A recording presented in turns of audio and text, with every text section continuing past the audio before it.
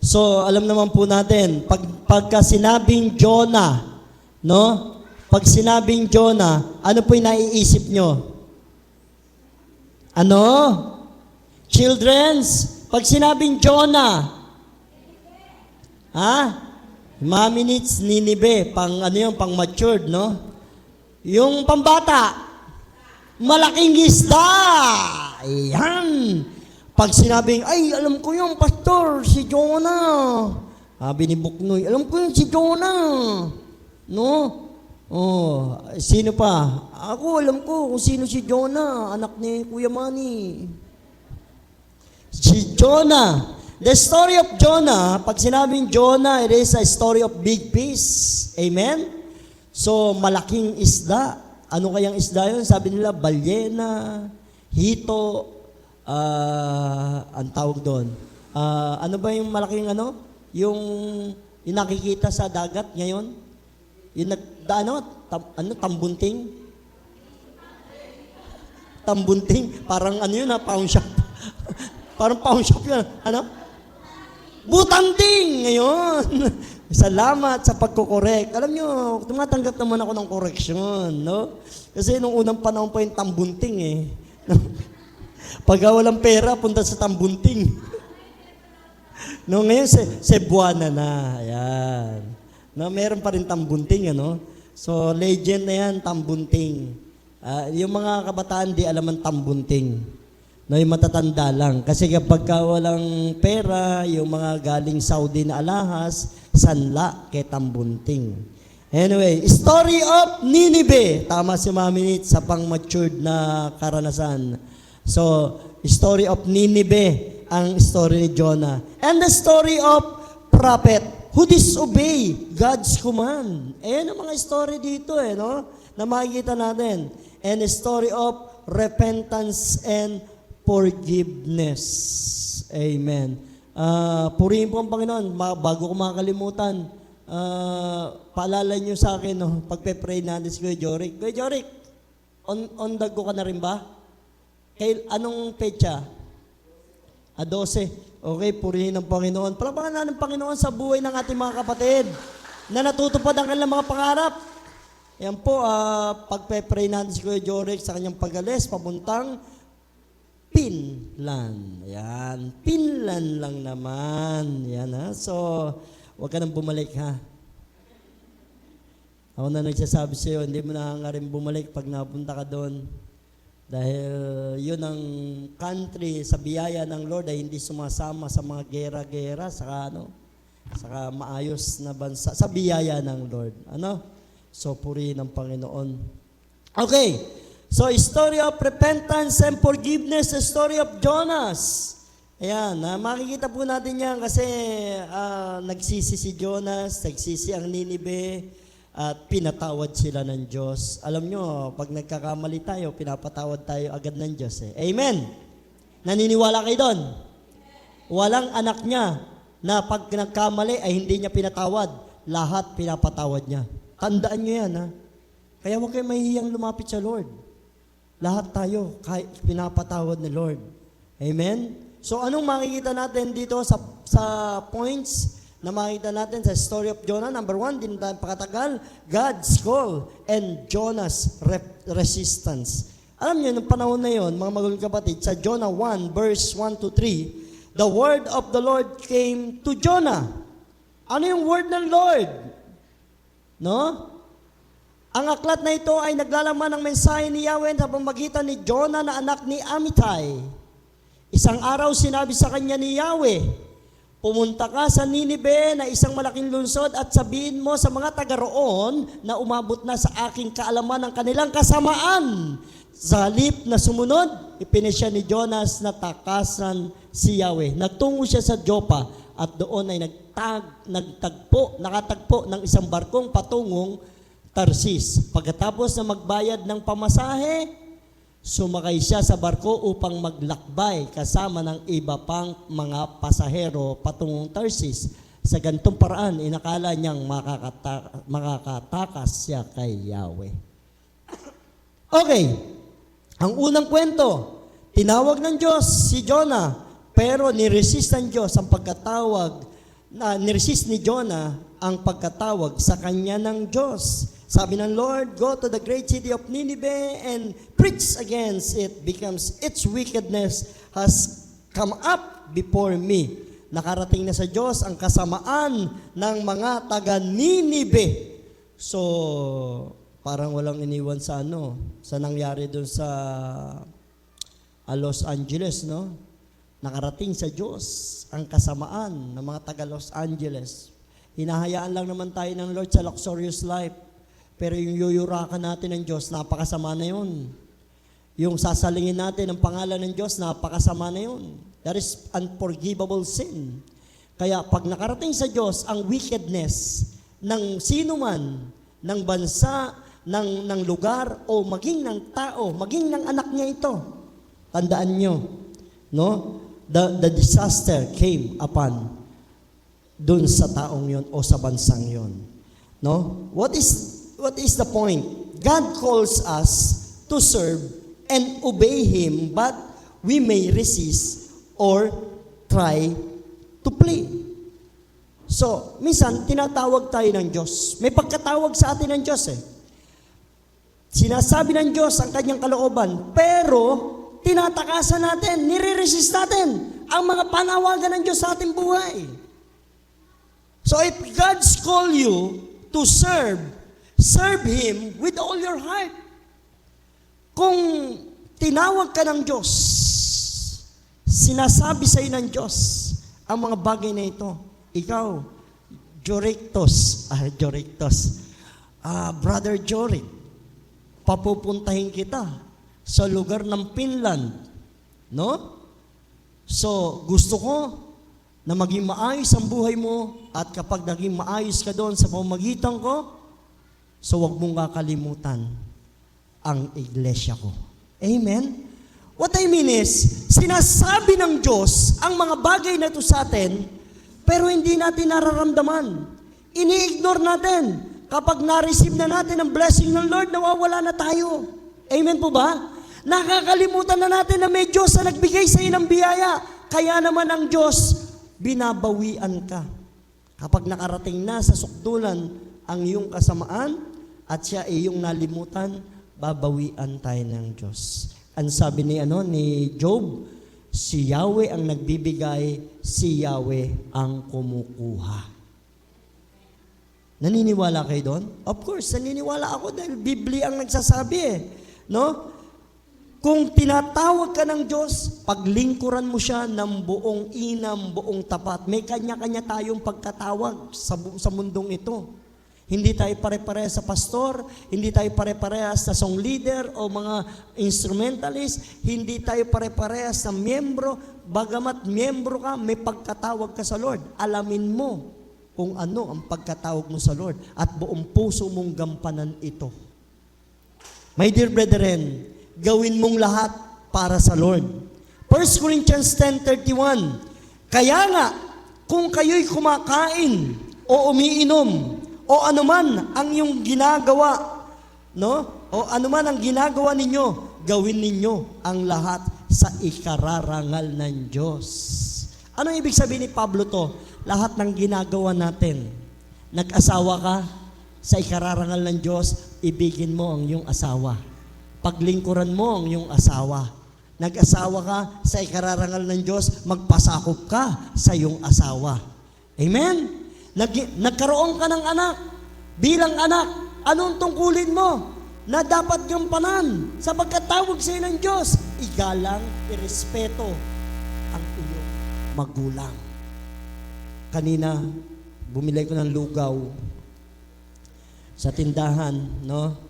May mga katsikahan ako doon kamaritesan ko doon sa lugawan doon sa Tama. So umupo ako doon, habang nagsasandok si ate, kabibes ko yun, no? So may mga kwentuhan kami.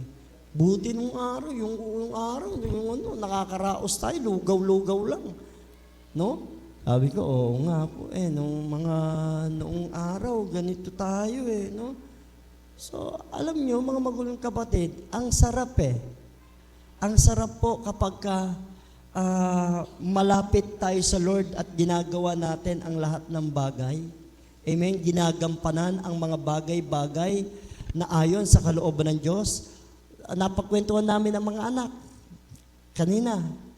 Hindi katulad ng mga bata ngayon. Nung araw, tayo, kontingan lang, wala nang reklamo sa mga magulang eh. Kung ano lang ihain. Yung mga bata ngayon, sabi nung kamaritesan ko, yung mga bata ngayon, yung mga anak natin, manok na nga yung ulam, nagre-reklamo pa eh. Tingnan mo yung katabi mo. Amen? So habang sumusubo ka sa ulam mo, habang umiinom ka ng tubig, at ang ulam mo ay sinigang na gulay, walang sahog, nilagyan mo lang pampaasim, higupin mo yun. Ang sarap. Isipin mo, naubos na yung laman. Amen? Magpasalamat ka sa Diyos. Ikarangal mo yun dahil kumakain ka pa. Amen?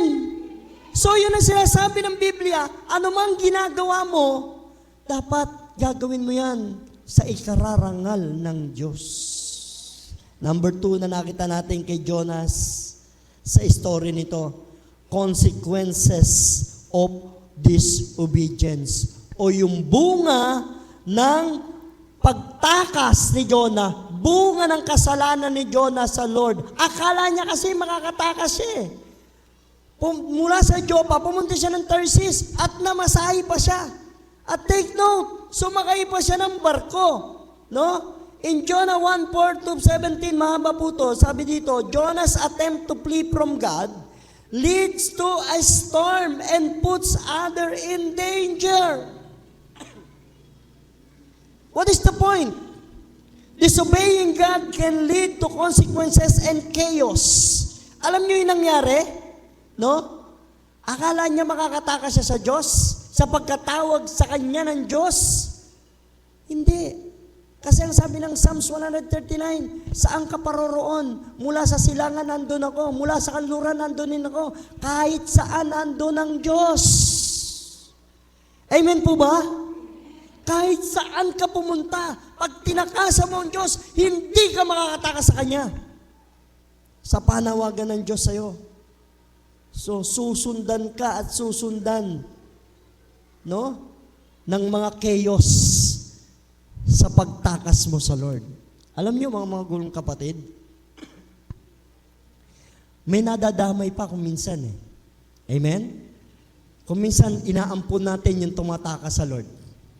Kaya nadadamay tayo. Tingnan niyo yung barko. Walang kalam-alam yung kapitan. Yung mga tripulante, ang ginawa nila, itinapon pa nila yung kanilang mga kagamitan. Yung kanilang mga mahalagang bagay para lang hindi lumubog ang barko. Pero patuloy na gumegewang ang barko. Ngayon naisip nung kapitan, mukhang may balat ang isa sa inyo para praise.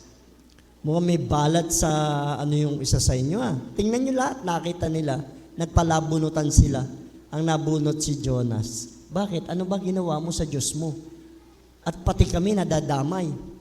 Ano sabi ni Jonas? Itapon nyo na lang po ako.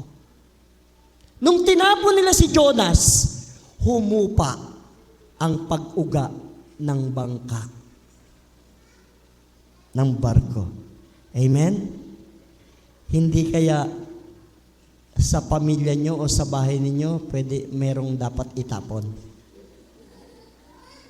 Tingnan mo yung katabi mo. Tingnan mo, baka ikaw ang dapat itapon para naman umasenso yung buhay ng mga pamilya mo.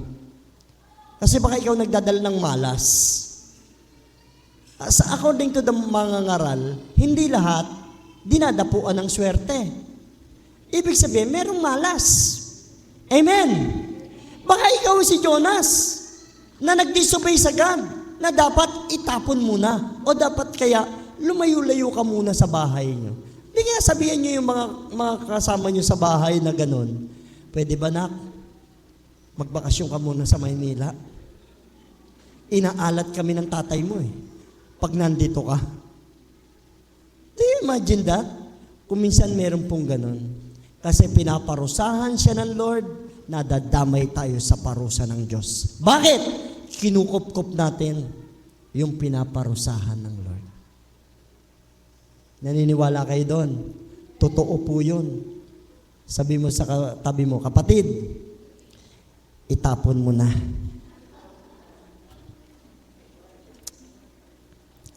So susundan ka ng malas eh. Tingnan mo si Adam and Eve.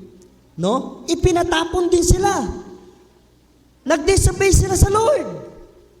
Saan sila pinatapon? Inalis sila sa paraiso na kung saan ang ganda-ganda ng buhay nila.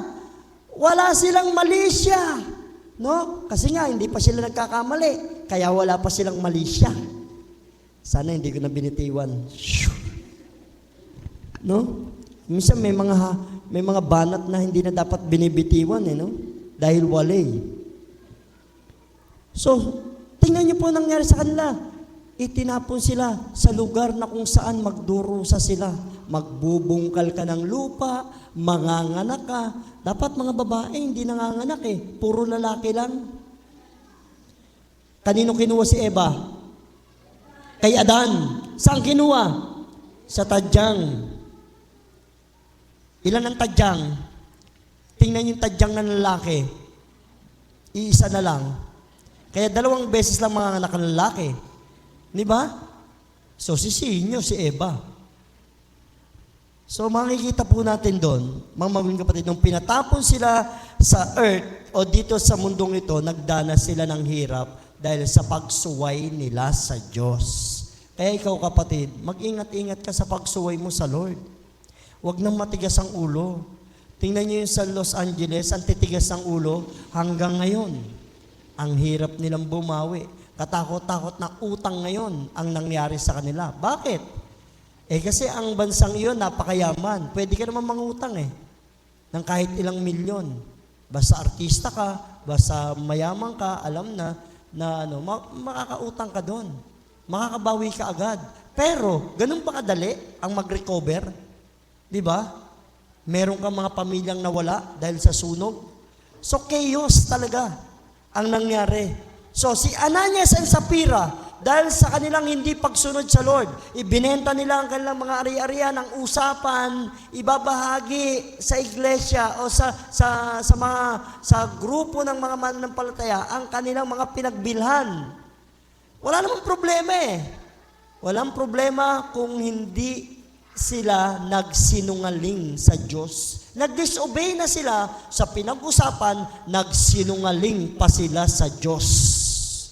Pwede naman sabihin nila ng harapan kay Peter, kapatid na Pedro, ito yung pinagbilan ng lupa namin. Kasi sa kanila yun, no? Kumuha kami ng ilang piraso dahil magbabayad kami ng upa sa bahay. Amen? Dahil bibili ako ng gamot sa aking nanay. Parang ganun lang. Pero nagsinungaling sila. Ang sabi ni Pedro, eto na bang lahat ang pinagbilan? Oo, yan ang lahat, sasabi nila. Pero anong sinabi? No? Anong sinabi na? Yan lahat ang pinagbilan. Nagsinungaling sila sa Espiritu. Ano nangyari? Sa pagdidisobey nila, pinatay sila ng Espiritu Santo. Because Holy Spirit is God. Hindi dapat nating ginigrib ang Holy Spirit. Sabi, magkasala ka na sa anak ng tao, wag lang sa banal na Espiritu. Nung tinanggap nyo si Jesus Christ, ang banal na Espiritu ng Diyos ay pumaloob na sa buhay ninyo. Iyan ang tatak ninyo ng katubusan pagdating ng takdang araw ng pagbabalik ng Panginoon. Paano kung ginrib nyo yan? Paano kung tumakas kayo sa Lord? Paano kung nagkasala kayo sa Lord? Paparating na halimbawa mamayang 12:00 ang Lord. Halimbawa lang to no? Hindi ko sinasabing darating ang Lord. Pero gusto nyo na ba? Kanina lang may pinagalitan kayo. Kanina lang, di ba? May kinamuhian kayo. Kanina lang, baka sa puso nyo, meron pang hindi naaalis na galit. Na every now and then, paulit-ulit, sinasabi nyo yung galit nyo. Aba, hindi po pwede yan. Paano yung grieving the Holy Spirit? Lalayo po yan. Sabi doon, lumalayo ang banal na espiritu kapag nagkakasala ang mga Kristiyano. Okay po.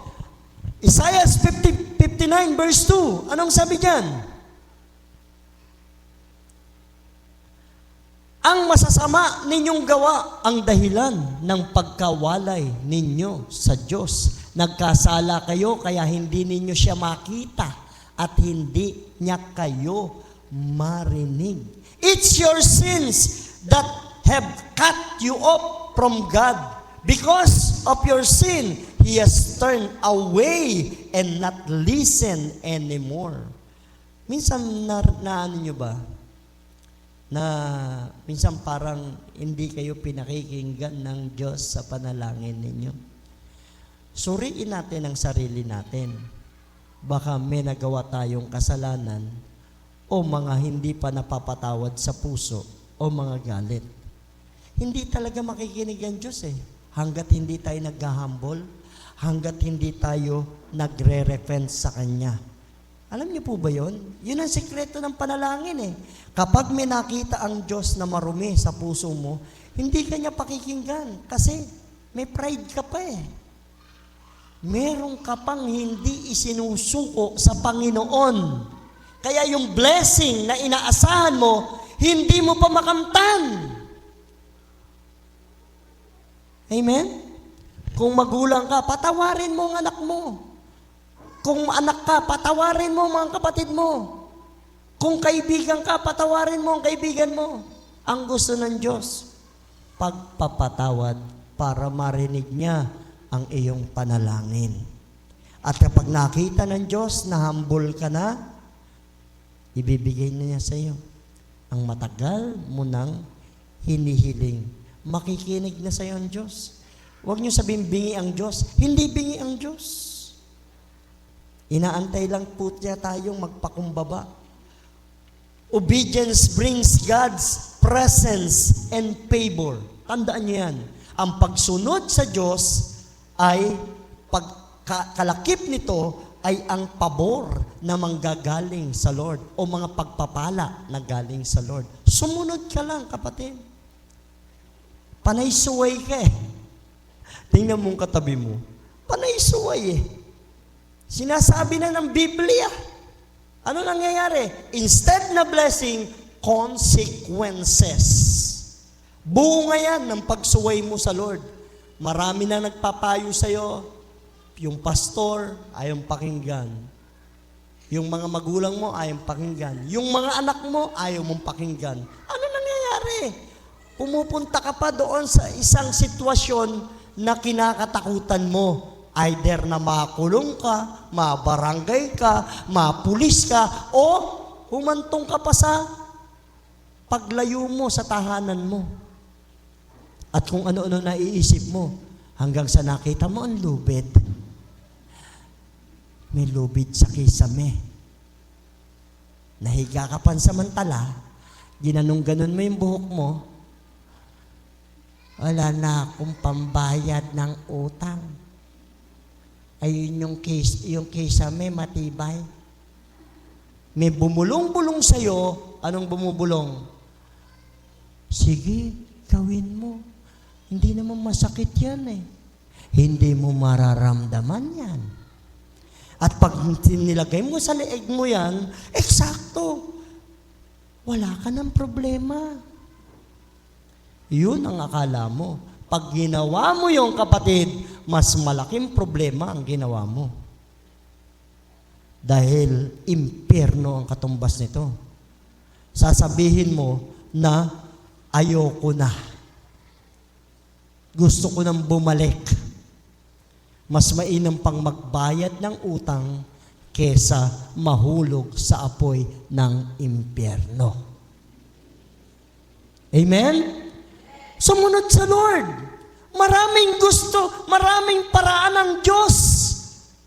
Sumunod ka lang. Ang pagpapala ay kaakibat ng pagsunod. Sumunod lang, mga kapatid. Ang dami na pong sinasabi sa inyo ng banal na espiritu Pero titigas pa rin ang ulo natin.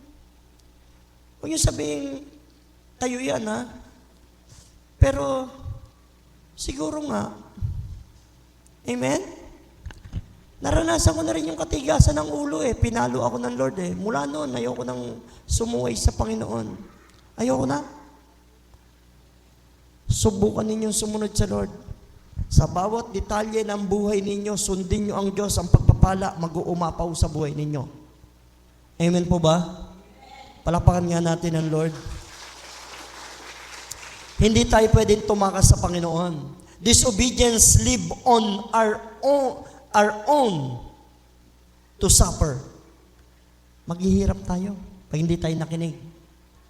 Pag hindi tayo nakinig sa Diyos, habang buhay ka naghihirap, habang buhay mong dadanasin yan, imbes na ang pagpapala ng Diyos ay matamasa mong ini-enjoy, hindi Iniisip mo yung consequence, yung ginawa mo na mali. Minsan akala natin tama ang hakbang natin, pero ang hindi natin alam, yung dulo nun, kapahamakan. Amen? Makinig po kayo, mga magulang kapatid. Ang pagpapala ay mapapasa inyo. Number 3, ang nakita natin kay Jonas, itong kagandahan sa Diyos, yung number 3. God's mercy and second chances. Dahil anak ka niya, may second chance ka pa. Amen? Naniniwala kayo doon? Dahil anak ka niya, may tatak ka na, may second chances ka pa. Basta mo nang balik ka lang sa Lord. Jonah 3 verse 1 to 2. Then the word of the Lord came to Jonah a second time. Basahin natin. Muling sinabi ni Yahweh kay Jonas, pumunta ka sa lungsod ng Ninive at ipahayag mo ang mga pinasasabi ko sa iyo. No? So, ayan po yung time na kung saan na-realize si Jonas, ang hirap dito sa tiyan ng isda, alansa, kadiri. Maselan si Jonah. No? Pag maselan kang tao, mandidiri ka, susuko ka talaga. Biro mo, yung isda, nandun ka lang, nasa tiyan ka ng isda. Do you imagine that? No? Pero sa second chances ng Lord, muli siyang mangungusap sa'yo. Anak, wag mo nang gagawin, ha? Pagbibigyan kita uli, sana matuto ka na. Minsan tayo mga tao, kailangan pa nating maranasan, mga magulang kapatid, yung disaster and chaos, yung suffering, bago natin ma-realize na mali pala tayo. Amen? Sabi mo nga sa katan mo, kapatid, umamin ka na. Ikaw yun.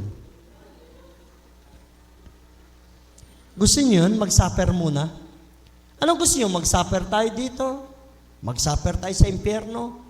O magtagumpay tayo dito hanggang kalangitan? Di ba? Napakasimple lang po ng katuruan kay Jonas In verse 3 to 10, while God saw what they did and how they turned from their evil ways, He relented and did not bring on them the destruction He had threatened. Sumunod si Jonas. Yung God's mercy for the second chances, sumunod si Jonas at ang kaakibat ng pagsunod ni Jonas ay kapatawaran ng buong tao sa Ninive at kapatawaran sa kanyang buhay. Sa pagsunod, may forgiveness. Alam niyo po ba yon? Kaya huwag kayong magmalaki sa Lord. Lagi lang humingi ng tawad sa Lord kung nagkakamali. O humingi ng tawad sa Lord at yung action nyo, humingi kayo ng tawad sa mga taong na pagsalitaan nyo, na wala sa tabi nyo. Kapag kausap nyo, ang galing-galing, ang ganda-ganda ng ng mga trato ninyo. Pero pag wala na sa tabi natin, ang mga tao, kung ano-ano na ang sinasabi natin sa kanila, mabaho ang hininga niyan. Maitim ang gilagid. Naku, yung pangong yun, naku, hindi nga marunong maghugas ng pinggan yun Lahat na sinasabi mo sa kanya, pati kanununo, anong kamalian niya, sinabi mo pa. Huwag kayong ganon. Huwag tayong ganon. Sama natin sarili ko. God is merciful. Tandaan niyo yan. and offers second chances when we repent and obey. Si Jonah nasa belly, nananalangin, Panginoon, Yahweh, di ba? Di ba? Sweet-sweet natin noon. Nananalangin ako sa iyo lagi. Di ba, Yahweh? Lagi ako nakaluhod sa iyo. Isang pagkakamali ko lang, pinakain mo na ako sa isda. Di ba? Ilang araw? Ilang araw? Tatlong araw. 3 gabi. Nandun siya sa isda. Sa belly ng isda. Ano gusto nyo? Itapon sa dagat? O sa tiyan ng isda? Pag nagkamali tayo sa Lord. Ayaw nyo, no? Ano pipiliin nyo? Itapon sa dagat o lamunin ng malaking isda? Ganyan naman nagkakamali sa Lord. Pinapalamon ng Diyos sa malaking isda. Ano yung malaking isda? Sumisimbolo ng suffering na ma-realize mo yung hungerness, yung kagutuman. Ma-realize mo na may Diyos. Ma-realize mo na nag-disobey ka pala sa Diyos. I remember, nanonood ako ng Rai TV. Ewan ko sino nanonood sa inyo, vlog. Rai TV, vlog. Ang inaano niya yung mga lumang artista na mga laos na. Pinuntahan niya si Kuhol. Kilala niyo si Kuhol? Ha? Kung kilala niyo si Kuhol, anong tatak ni Kuhol? Tingnan ko nga. Sino yung si Kuhol? Yung may jambong. Tingnan ko nga ang uso niyo. Yung nakagano, no? Si Kuhol, yung umano sa Mongolian barbecue, ang dami niyang laos na, pero pinuntahan niya. Alam niyo, sabi niya, nakulong ako. Sabi niya, Boko Martin, pwede pa ako, nakakulong siya kasi sa story, inistorya ko lang yung bata na inaanak niya, may tindahan siya, nandun sa labas, siguro bumibili yung bata, natuwa siya, hinalikan niya. So nakita nung hinalikan niya, 1 years old na bata, pumunta sa kanya, hinalikan lang niya. Inano siya, dinimanda siyang rape. Rape agad. Nakakulong siya, tapos nag-fine siya. Siyempre, pera-pera yun, masikat siya nun eh. So, dinimanda siya ng tatay.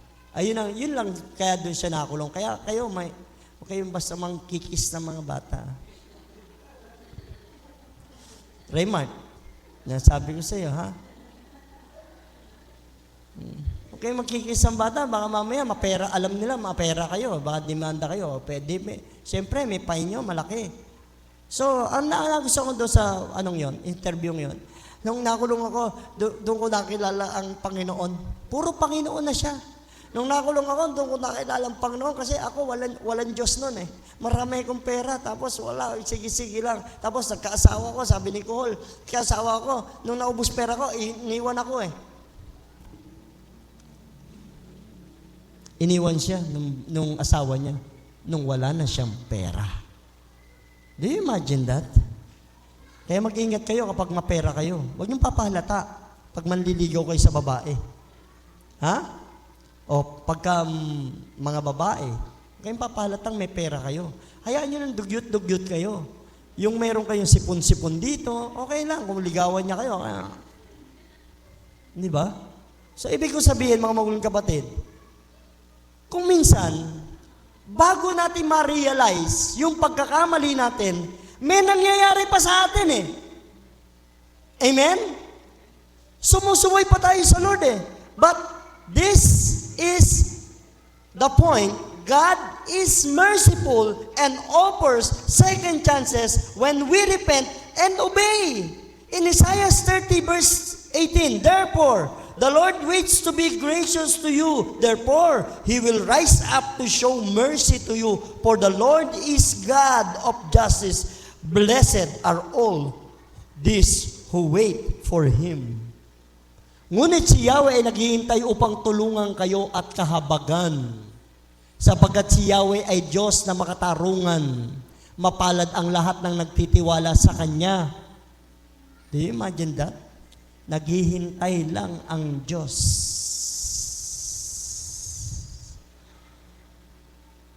Naghihintay lang po ang Diyos. Kahit sino sa atin, ang Diyos, I'll be waiting for you. Sabi nga ng isang awit, right here, I'll be waiting for you. Inaantay ka lang ng Diyos. Huwag mong sayangin. Lamentation 3:22-23, ang sabi diyan, the steadfast love of the Lord never ceases. His mercy never come to an end. It is new every morning. Great is thy faithfulness. No? Sabi dito, ano sabi diyan sa panaghoy, pag-ibig mo Yahweh ay hindi kanta yan.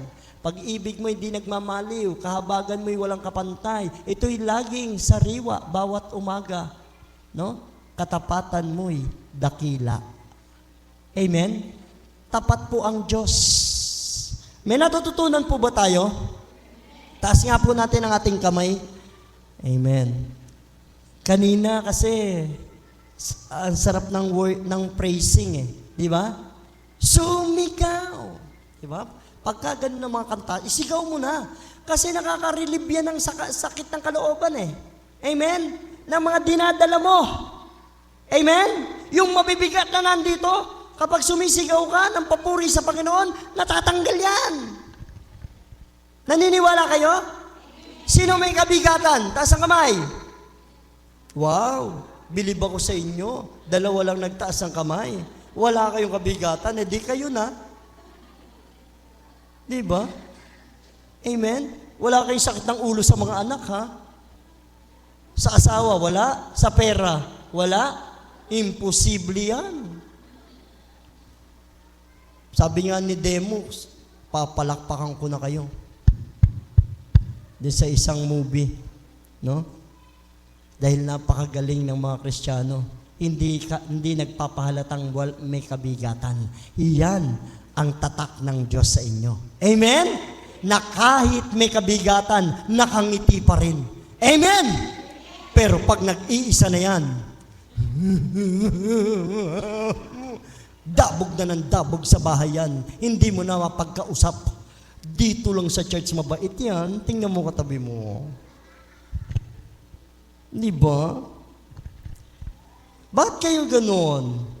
Inilalabas nyo yung pagiging roaring lion nyo pag nasa bahay. Pero pag dito, ang aamong mga tupa. Ang babait. Ayun tingnan mo ang babait Ang aamo ng muka. Amen? Number 4, obedience and faithfulness. Yan ang nakita natin kay Jonah. Bilisan na natin. Jonah 3 verse 3-5. Anong sabi diyan?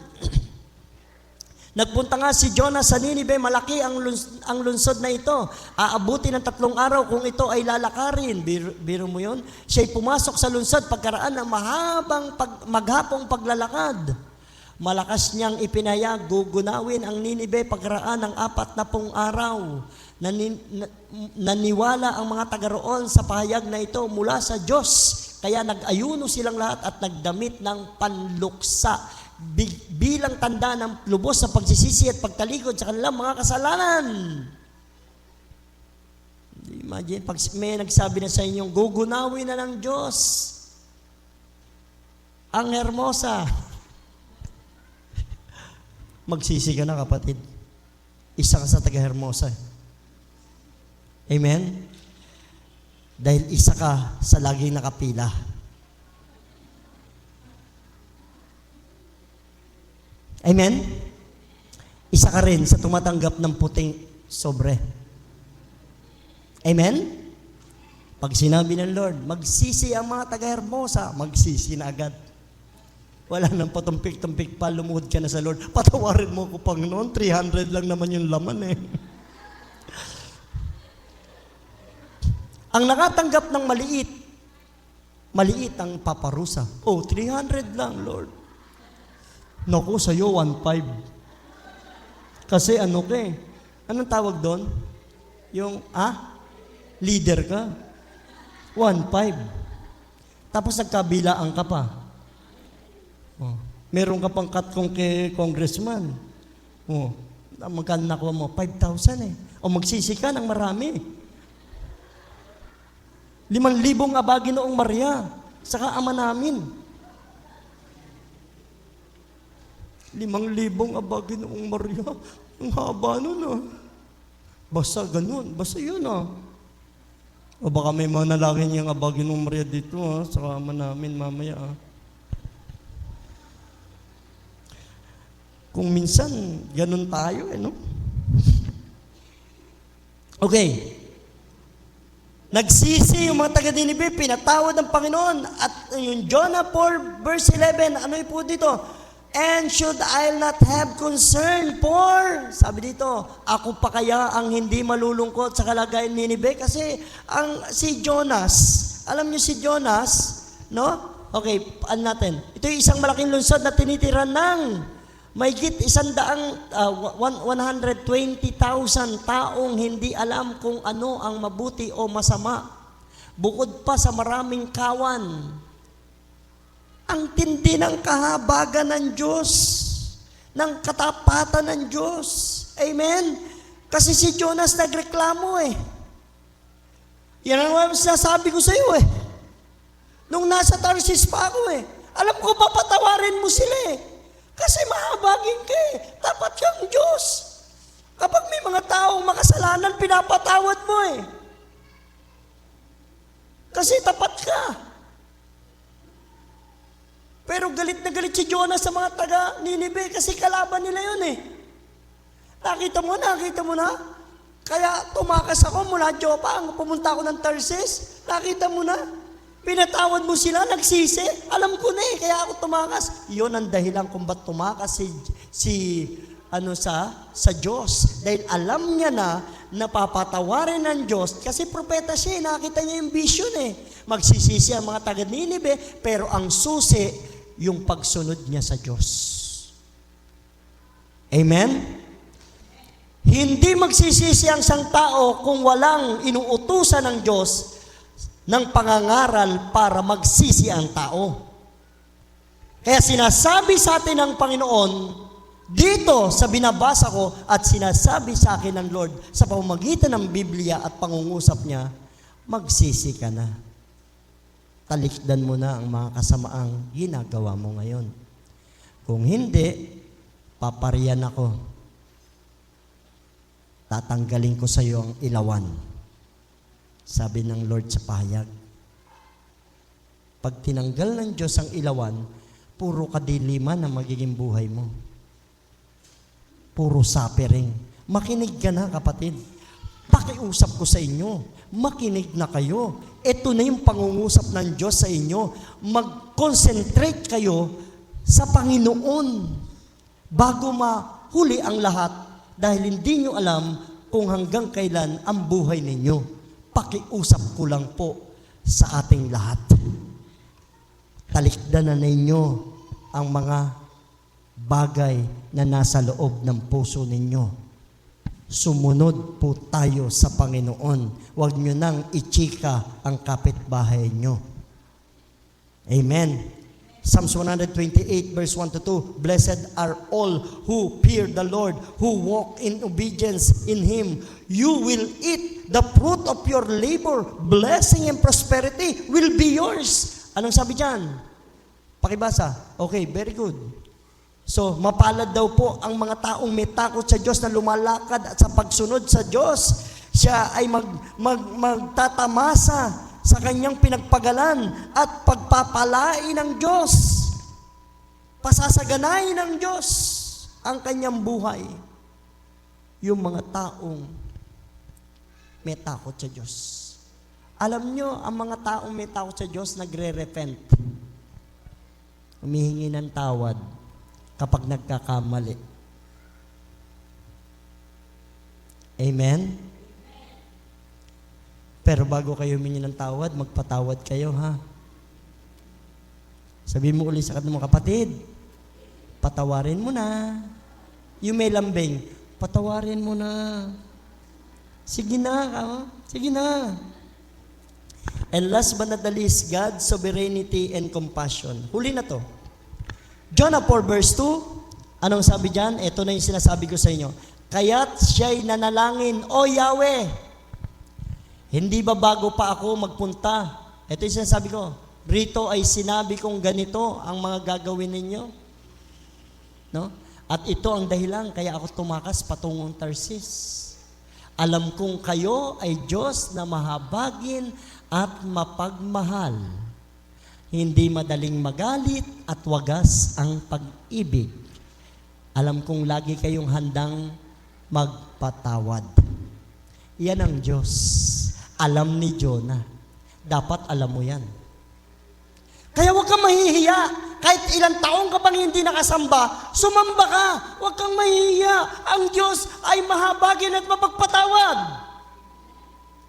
Kayang-kaya kanyang patawarin.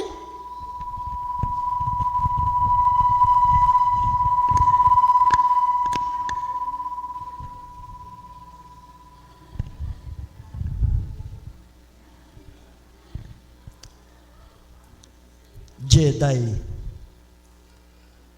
Salamat. Manang-mana sa akin to marunong mag-operate. Nakuha yung abilidad ko. Joke lang, Lord. Praise God. Ayan. He prayed to the Lord, isn't this what I said, Lord? When I was still at home, that is what I tried to forestall to fleeing to Tarsus. No? I know that you are a gracious and compassionate God, slow to anger and abounding in love. God is sovereign and compassionate, caring for all people and desiring their salvation. Alam niyo, mahabagin ng Diyos sa mga taong gustong kaligtasan. Amen? Gusto maligtas sa mga taga-Tarsis, di pinatawad ng Lord. Ikaw, gusto mo maligtas? Amen? Patatawarin ka ng Diyos. Huwag mo nang gawin. No? Ang sabi dito sa 4:11, and should not have concern for great city of Nineveh? No? 4:11, meron ka ba? Ako pa kaya ang hindi malulungkot sa kalagayan ng Nineveh? Kapag nagkakasala tayo, God is concerned for us. Amen? Ako pa kaya ang hindi malulungkot sa nangyari sa Nineveh na may 120,000 na tao? Ako pa kaya ang hindi malulungkot sa nangyari sa Los Angeles na merong ilang libong tao ang nasunugan? Ako pa kaya ang hindi malulungkot sa dinadanas mo ngayon? Ako pa kaya ang hindi malulungkot, sabi ng Lord? No? God concerned to your family. Sa kaguluhan nangyayari sa pamilya nyo, ako pa kaya ang di malulungkot, sabi ng Lord. Kung ikaw nalungkot ka inalis ko lang sa iyo yung puno na lilim. Ako pa kaya na gumawa ng puno. Amen? Ako pa kaya na lumikha sa iyo. Pwede bang lakas mo ng konti? Hirapan yung lalamunan ko. Amen. Yan. No? God concerned for you. God concerned for your family. Ayaw kanya mapahamak. Ayaw niya na may malungkot na pamilya. Ako pa kaya ang di malulungkot dahil nalungkot ka, nagkasakit ang anak mo? Ako pa kaya? Malungkot ako doon. Amen? Ako pa kaya nung nawalan ka ng trabaho? Ako pa kaya ang di malulungkot? Malungkot ang Diyos doon. Because God concerned to your future. God concerned to your dreams. Concern in this town. No? God concerned in this country. And God concerned all people who need salvation. Concern ng Diyos sa iyo, kapatid. Kapag nagugutom ka, namumroblema ka, wala kang makain, nalulungkot ang Diyos. Kaya nga, God will provide Amen? Kapag wala kang maibayad sa pagkakautang mo, nalulungkot ang Diyos. Ayaw kanyang nagsasaper Amen? Mga kapatid, hindi naman masamang mangutang. But beyond the limits of your credit, maging wise naman kayo. Amen? Yung hindi nyo na kaya, huwag nyo nang subukan. Amen? Masisira ang buhay mo. Hindi ko sinabing boto nyo, ha? Baka masira ang bansa. Because God is sovereign and compassionate. Amen? May concern siya sa ating lahat. May concern siya sa akin, sa inyo, sa mga anak nyo na nasa ibang bansa, may concern siya. Tandaan nyo yan. Yung masasamang tao ng Ninive, may concern siya doon. Makikita nyo, sa pag-humble ng Los Angeles, California, makikita nyo, watch and learn. Mas pauunlarin ng Lord ang buong Amerika. Tinatanggal lang ng Diyos ang mga taong walang Diyos sa Amerika. Pinagre-repent niya lang ang mga taong sinasabing walang Diyos at nasisilaw sa karangyaan. Pumunta na kayo ng Amerika dahil ang kamay ng Diyos ibababa na doon. Ako naniniwala ako doon. Why? Because the President of America is may takot sa Diyos. Do you imagine that? Kapag ang pinuno ng bayan ay may takot sa Diyos, pagpapalain niya ang bayang iyon. Aalisin niya ang masasama sa bayang iyon. Ganun ang Diyos. Our conclusion in 1 Peter 5:7, sabi diyan, cast all your anxiety on Him because He cares for you. Itiwala niyong lahat sa Diyos ang inyong kabalisaan sapagkat Siya'y kumakalinga at tumutulong sa inyo. Amen? Palakpakan natin ang Panginoon.